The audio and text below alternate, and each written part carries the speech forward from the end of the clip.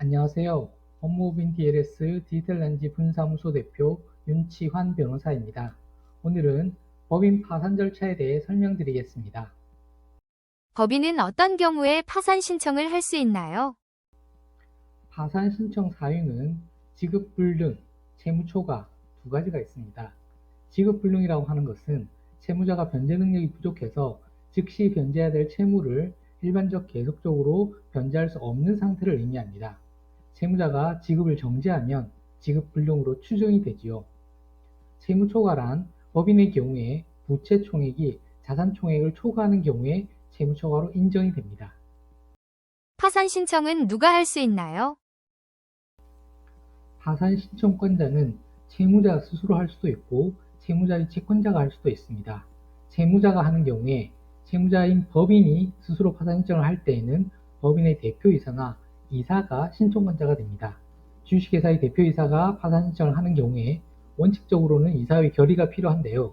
다만 주식회사의 경우에 10억 미만의 자본금을 가진 소규모 회사이고 이사가 1인 또는 2인인 경우에는 이사회의 결의 없이 대표이사 또는 이사가 단독으로 신청을 할 수도 있습니다.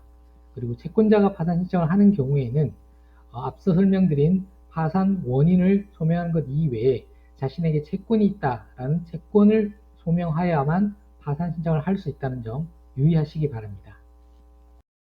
파산 신청할 때 비용은 어느 정도 드나요?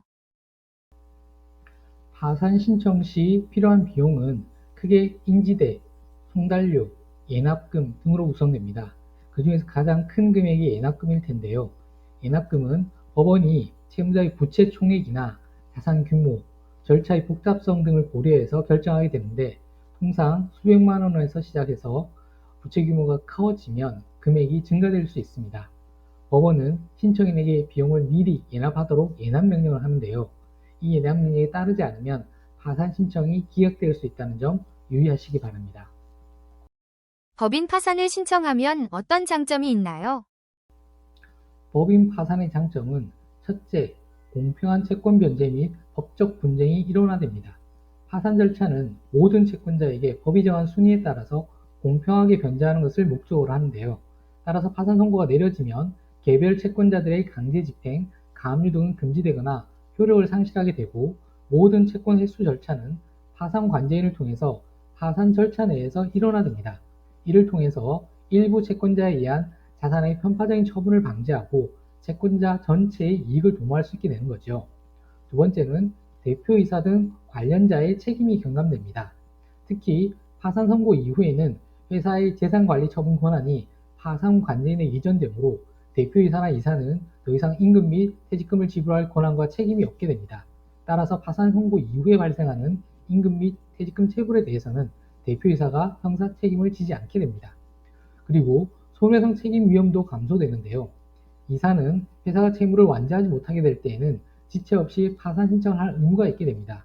따라서 이러한 의무를 이행함으로써 무리하게 사업을 지속하다가 회사와 채권자들의 손해를 가중시킨 것에 대한 손해배상 책임의 위험에서 벗어날 수 있습니다. 마지막으로 법인격 소멸을 통해서 법률관계를 최종적으로 정리하게 됩니다. 파산 절차를 통해서 법인의 모든 재산을 처분하고 채권자들에게 배당한 후에 남은 재산이 없이 파산 절차가 종결하게 되면 법인의 법인격은 소멸됩니다. 법인격이 소멸되면 법인의 법률관계는 최종적으로 정리가 되고요. 대표이사 등 관련자들은 새로운 경제활동을 시작할 수 있게 됩니다.